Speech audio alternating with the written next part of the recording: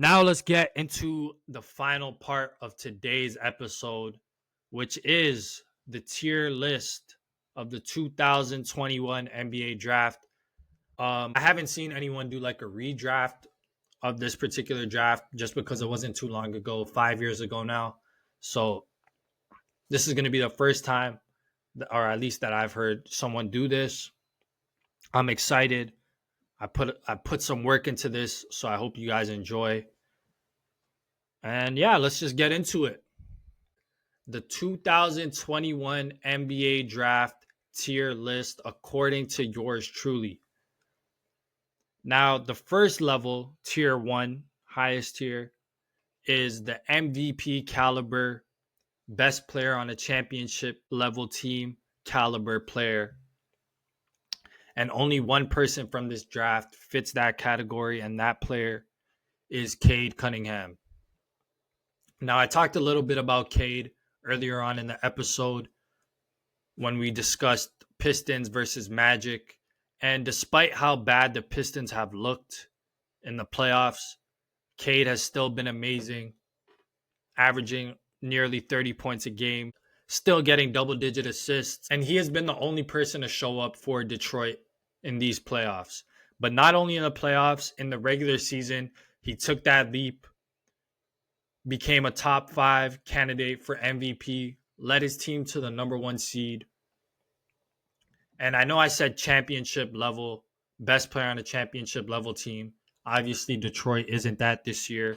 But I still think if you surround Cade, if you give Cade one more scoring type of player to pair beside him, it doesn't even have to be someone better, just someone who could score, he can lead a team to a championship. That's how I feel about him. So that's why he goes at the top of this list. Again, just a breakout year. He might make first team All NBA this year. We'll see. He's like fringe. It'll be between him and Jaylen Brown. But yeah, he was the number 1 pick in this draft. Obviously, Detroit got it right. He's kind of like the Shai Gilgeous-Alexander of the Eastern Conference. He's not as good as Shai, obviously, but he's a lead guard, a big guard, gets his teammates involved, can score the ball. The only thing is Shai is a little bit better shooter than Cade and like more efficient and more consistent. But Cade is that caliber of player, or at least he can get there. So that's why I have him at the top of the list. I don't think anybody is actually even close to him in his draft class. So he goes at the top tier, MVP caliber player. The next tier that I have, the second tier, is the All NBA level players. These are guys who either made All NBA before or will make it this year. And it's 3 players, all right? We have Scotty Barnes, who is the main reason why I wanted to do this tier list. We'll get into him. Pause. Jalen Johnson of the Atlanta Hawks, and Evan Mobley, who I was hesitant to put on this tier. However, he made All-NBA second team last year, and he won Defensive Player of the Year. So he has to be on this level with Johnson and Barnes. Let's start with Scotty. Obviously, I'm from Toronto, Raptors hometown team. So I've seen Scotty Barnes' career, not only from when he got into the NBA, but I've been following Scotty Barnes since he went to the university school in Florida, transferred to Montverde, went to Florida State for college, and then drafted to Toronto. So I've seen this guy's career. He's always been a top-level prospect. He's always been at the top of his class. A very versatile defender, versatile player, can play make, can score, can rebound. He's a do-everything type of player. And he actually won Rookie of the Year for this class. It was between him and Cade, and Scotty won in the 2021-2022 season. So he won Rookie of the Year, looked promising. The Raptors made the playoffs that year. But since then,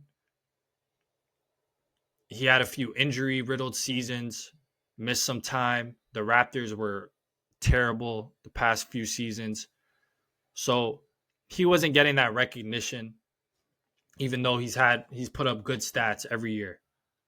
However, this year he led the Raptors to being a top 5 defensive team in the whole NBA, and he was the main catalyst for that. He anchored their defense, one of the best defenders in the whole NBA. Still averaged around 18 points, 7 rebounds, 5 assists. Like, he does everything, like I said. But now that the Raptors are winning, he just led. He's been amazing in these playoffs against Cleveland, especially in the last 2 games in Toronto. And now he's getting more mainstream recognition, including by people like me, even though I'm not mainstream, but you know what I'm saying. So Barnes, if you were to ask me, like,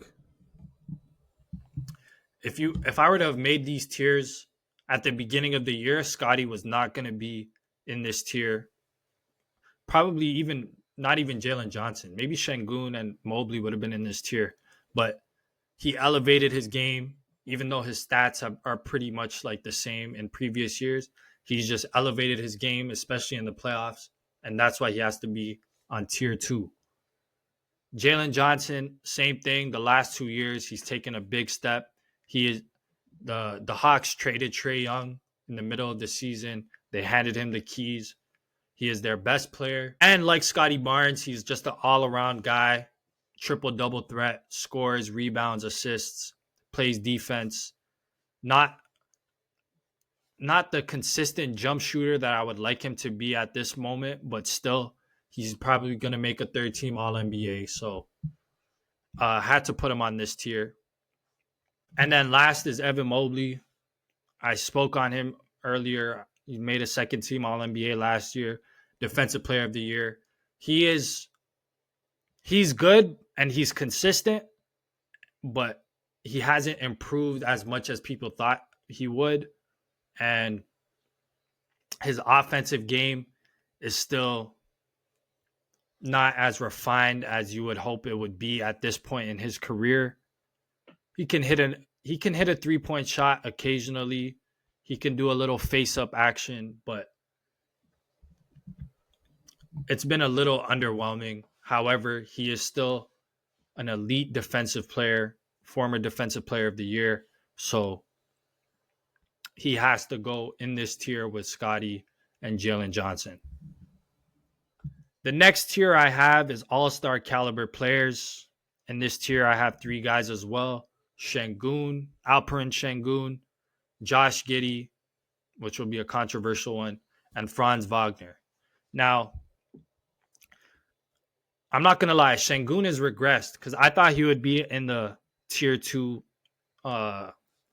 level with Barnes, Johnson, and Mobley, but I feel like he took a step back this year. He just was very inconsistent on offense. He is terrible on defense. Like I said, I'm a Rockets fan, so I watched him play almost every game. And too many times he just drove me crazy. However, he's still an all-star. He made the all-star team the last 2 years. So this is like the baseline for him. Can he get to all-NBA level player? We'll see. But for now, this is where he's at. Josh Giddey. I might be a little biased with Giddey because I've had him on fantasy teams in the last 2 years, and he puts up stats. I mean, the Bulls are terrible. They've been like the definition of below average for almost a decade now. But Giddey puts up stats.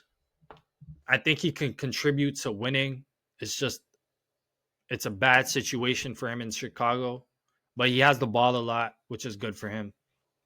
And he puts up rebounds, assists. His 3-point shot got better this year. And I just feel like he's going to be an all-star eventually. I don't think he'll be a perennial all-star like consistently, but I think he'll make an all-star game or two, especially if he stays in the Eastern Conference and he stays healthy and he puts up the numbers that he's been putting up. All right. And then same thing with Franz. Franz is actually, he's better than Giddey, and he probably would have made the all-star team at least once over the last 2 years. It's just he's been injured a lot. But as a player, he's just huge. 6'9", 6'10", can bully guys as he's showing in the Pistons series, can get to the rim, has a little bit of a mid-range shot, needs to be more consistent from three. But I think if Franz stays in the East, and I don't know what Orlando's going to do with Paolo, we'll see how the rest of the playoffs go. But I think Franz can make one or two or maybe multiple all-star games. He just has to continue to get better, and he has to stay healthy, most importantly. So that's the all-star level tier. The next tier I have, tier 4. Not a star, but better than a role player. And I have two guys for this. I have Trey Murphy from New Orleans and Jalen Green of the Phoenix Suns. Now, with Trey Murphy, it's weird because he's basically been in basketball purgatory since he's been in the NBA. New Orleans is, I'm sorry to say this, but they are a poverty franchise, and the whole Zion situation, it's bad. However, he has been the one bright spot for them year in and year out. When he's not injured, he can average 20. He's averaged 20. He's a sniper from three, like very underrated sniper from three. I had a joke with one of my homies where I would just be like, past few years, I would text him and be like, yo, I've never seen Trey Murphy miss a 3-point shot. I don't know. There was like a point where every shot he took, it felt like it went in. But this guy's athletic. He's long. He gets to the rim. Can punch it on you. He's good defensively. And I feel like, I don't know if he might be able to be an all-star one day, but I think his best, I think what would be best for him is to be on a really good team and like play as an elevated role player, if you know what I'm saying. Like I said, this is not a star, but not a role player, but like this is like an above average role player. He can score, he can defend. So I don't know. We'll see. Hopefully he gets out of New Orleans and he gets on a good team so more people can watch him play. But I'm a big fan of Trey Murphy's game. And yeah, he has to be on this tier. Same thing with Jalen Green. Green is different. His pedigree is higher. He was the second pick in the draft, traded from Houston to Phoenix this year in the Kevin Durant trade. And Jalen Green is weird because he has nights where he looks like one of the best scorers in the NBA. He's explosive. When he gets hot, he doesn't miss. As you saw in the playing games, what did he do? He averaged like almost 40 in those playing games against the Warriors and Portland. So he's good. He's just super inconsistent. He's very inconsistent. He's not good on defense. And there's a reason that Houston traded him. I know they were getting Kevin Durant in the trade, but there's a reason they traded him. So for him, it's just being consistent. He's not going to be one of your two best players on a championship team, but do I think he could be like a heat check guy either off the bench or in your starting lineup for a really good team? Of course. He's too talented not to. But for him, it's just about putting it together. We'll see. He had a good year. He had an okay year in Phoenix. It was up and down. He was injured a lot, but he's definitely at least a tier 4 player in this draft and maybe could be higher, but I don't see it. So Jalen Green, Trey Murphy, tier 4. Now we'll quickly go through tier 5 and tier 6. Tier 5, I had the really good role players, which is Jalen Suggs, Ayo Dosunmu, and Jonathan Kuminga. Kuminga was the hardest guy to put on here because he's just been really up and down. If he was still on the Warriors, I wouldn't have had him on the list at all. But he's been pretty good for Atlanta when he plays. Dosunmu, man, what a jump. Because he was always like good in Chicago, but like I said about Josh Giddey, Chicago has just been really bad for a long time. So like if you're a six man on a bad team, how good are you?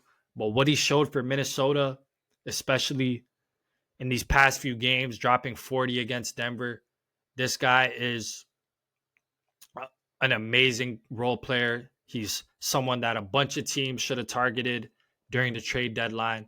Minnesota got him. It's looking like the best acquisition of the whole season. And yeah, just huge shout out to him. We'll see. We'll see if he can help get Minnesota over Denver. I'm a huge fan of his game. Can shoot, can defend, can get to the rim. Like he's just a really talented player. So I have to have him on the really good role players list. Jalen Suggs, again, one of the best guard defenders that we have in the NBA. He's another reason why the Magic are up 3-1 against Detroit. So, yeah, he's just been really good for his role and what he does. Play defense, hit threes, and just be the energy guy. And that's why he's a big reason why Orlando has been in the playoffs over the last 3 years. And finally, tier 6, we're not going to get too much into these players. I have Moses Moody for Golden State, Davion Mitchell, Miami, Quentin Grimes, Philly, Aaron Wiggins for OKC, Deuce McBride for New York, Neemias Queta for Boston, and Herb Jones for New Orleans. Now, all these guys have had flashes of being really good for their teams. Moody for Golden State, even though he got injured, has been a pretty good 3-and-D guy for them. Davion Mitchell, again, he's just a dog on defense. He really embodies what Miami means, or the Heat organization. Culture-wise, Davion Mitchell embodies that. Just defense, toughness. He just can't really shoot that much. Quentin Grimes, when guys have been out for Philly, he stepped up in a scoring role. His handle is a little bit shaky. His jump shot is pretty pure, but sometimes it comes and goes. So he's good, but, just a little inconsistent. Aaron Wiggins for OKC. I mean, he was in the rotation when they won the championship last year. So that alone, and he provides, he hits threes, he plays defense. So that alone has to put you in this tier at least. Miles McBride for New York, just another heat check guy off the bench. When he gets hot from three, it really energizes the Knicks fans. He's a fan favorite over there, so got to have him. Neemias Queta for Boston. Before this year, he definitely wouldn't have been on the list, but what he's done as the starting center for the Celtics, he's been a big part and a big reason why they were able to be the second seed even without Jason Tatum in the lineup. So have to have him. And finally, Herb Jones for New Orleans. Just a really good defender. I won't say one of the best, but just a high level perimeter defender. Not really that good on offense, but him and Trey Murphy have been bright spots for that team. Herb a little bit more injury prone, but again, good role player. So yeah, that's the tier list of the 2021 NBA draft.